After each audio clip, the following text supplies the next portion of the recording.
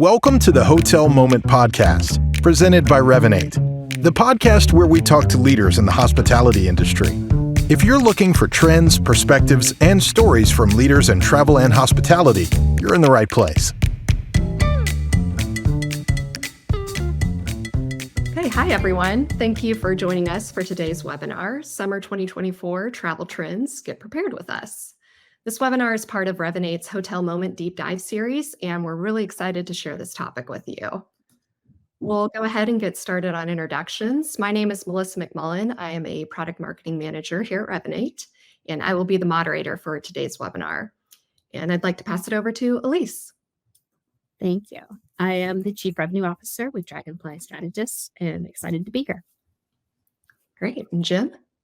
Yes, my name is Jim Mangan. I'm a solution engineer at Revinate. Prior to joining the solution engineering team, I was a client success manager and worked with a number of our clients and have gone through this process of planning the summer many times. Perfect. All right, so our agenda for today, we just kind of went over our introduction, and next we are going to take a look at the market outlook, what we're seeing in the industry as it pertains to summer travel.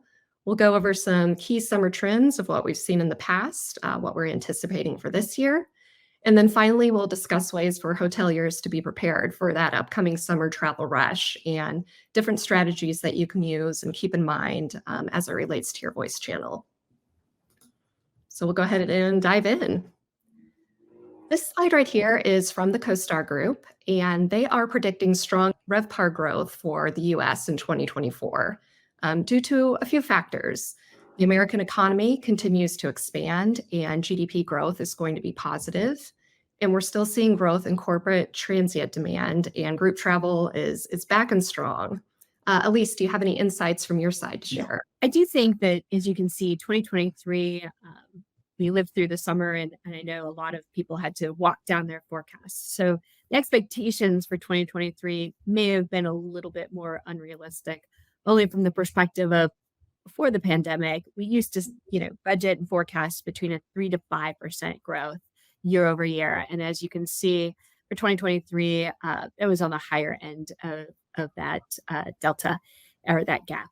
And I think, when we look at 2024, we've probably realigned our expectations to be a little bit more relevant, or at the very least, not as aspirational. And again, that growth that we saw in 2022 was us getting back to 2019. And most of those markets have gotten to the 2019 growth, and we've seen that. So looking at a 4.1% growth is still very strong. And as you can see, the majority of that is coming through ADR. And as it goes to international travel, again, from CoStar, they see signs that indicate international travel could return to the US, primarily in the markets that we have listed there. So in 2022, we saw a lot of US domestic travel. 2023 was the year of international travel. And the prediction for 2024 is it's going to come back, more domestic travel in the US. And Alise, I know you have some economic factors that you think play into that as well. I do think, from a perspective of currency exchange, a lot of what we saw in Lyft, certainly from the domestic travelers, they were going abroad just because Lyft was almost cheaper to fly to Europe than it was to fly across, the United States. And I think we're seeing some stabilization from just air cost domestically. And then again, just the currency exchange isn't such a shock as it was for people to travel to the US from other countries. So I do see some of the, again, the international coming back, and then our domestic travelers maybe not traveling as much as they did last year. And from Deloitte, we're still seeing sustained enthusiasm from travel. So the booking intent is higher for 2024, and particularly those Americans that stayed home last year, a large group of that being the baby boomer population, have indicated that they have plans to travel in 2024. And, whether that means taking away some budget from some other areas so that they can spend on travel. And Alise, do you agree with that? Is that what you're seeing as well? We are. And so really making sure that you also market to that generation, whether it is senior discount, AARP, If they are looking at driving, I think we are starting, like I mentioned before, just from a macroeconomic, and we'll talk about some of those bullet points later.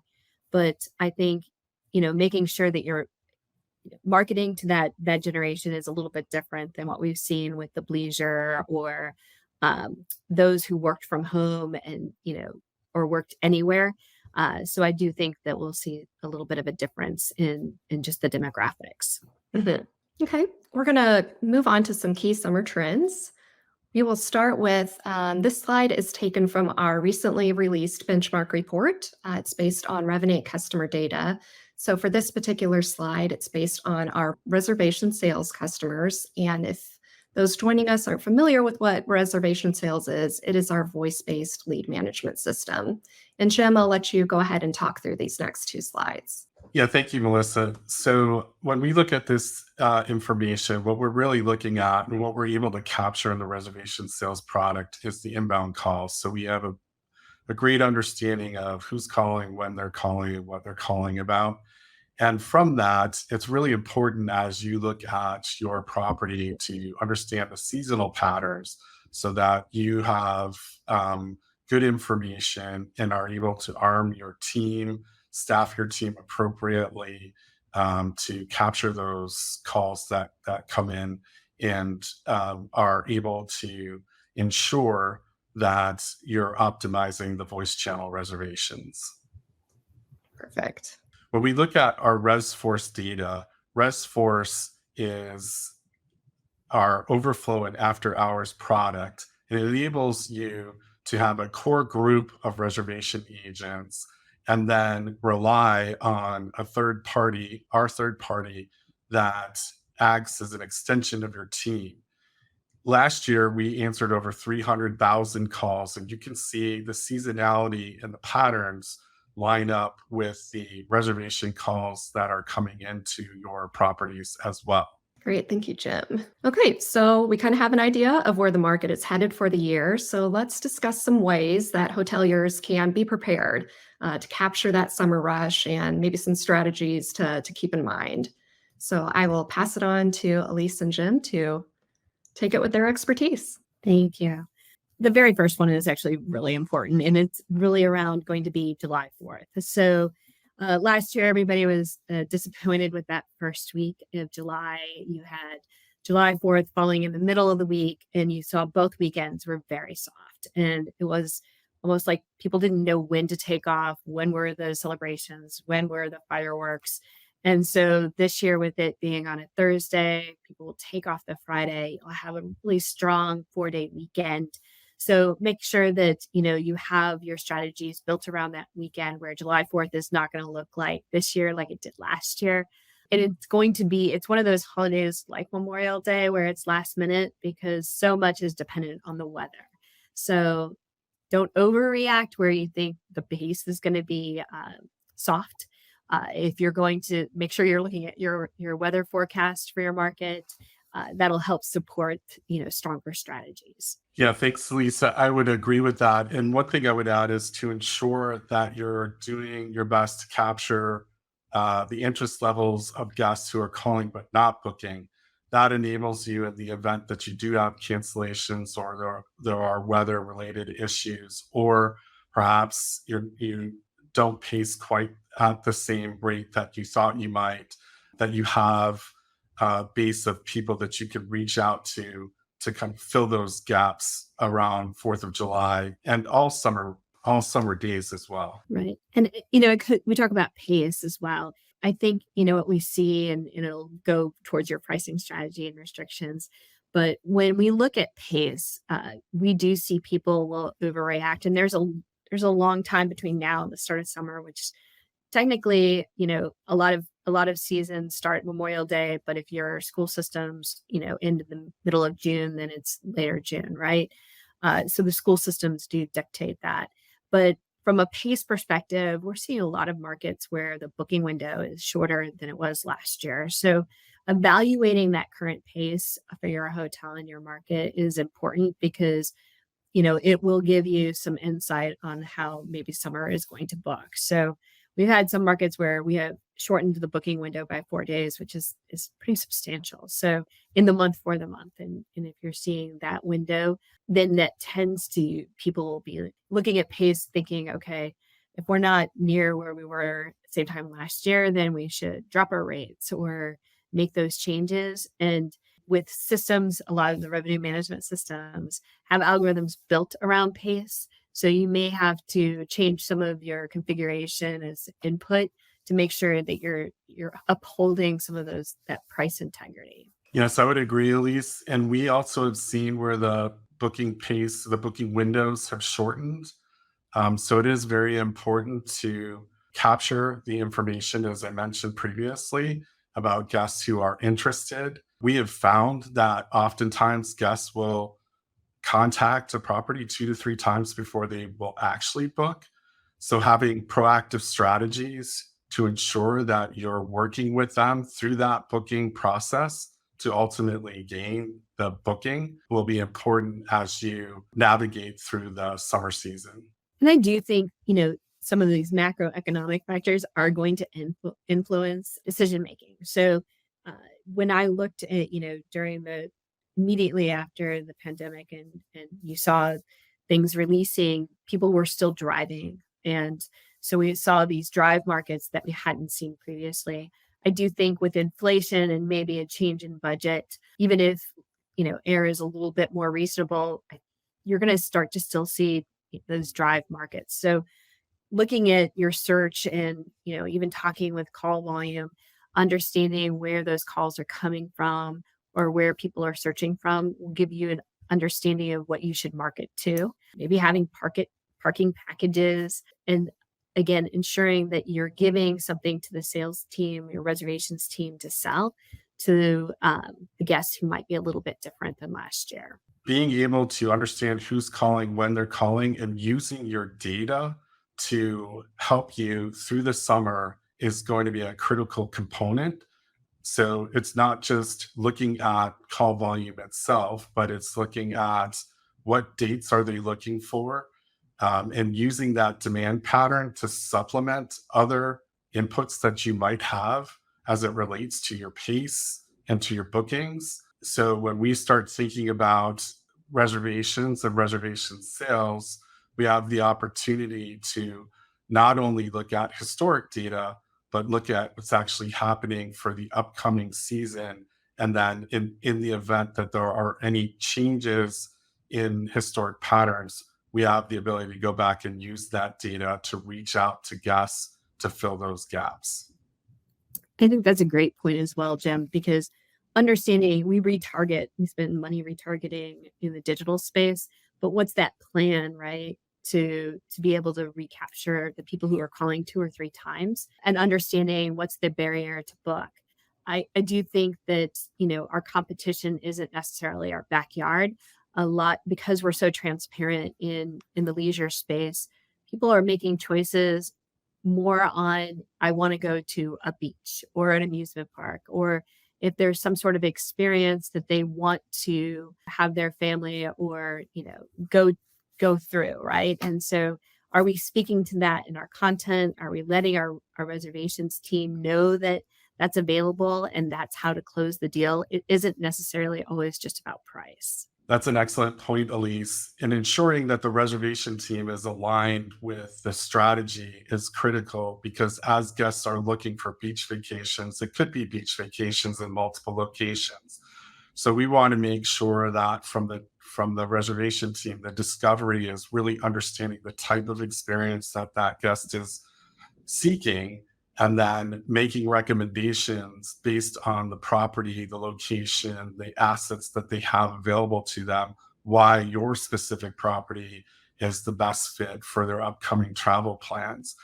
And the best way to ensure that strategy is working is to make sure that you're listening, you're shopping, you're coaching your team, because you want everything to be aligned from what your digital footprint is, what your digital messaging is, what's your email marketing, everything that you're saying about the property needs to be aligned with what the reservation team is presenting to the guests when they're calling.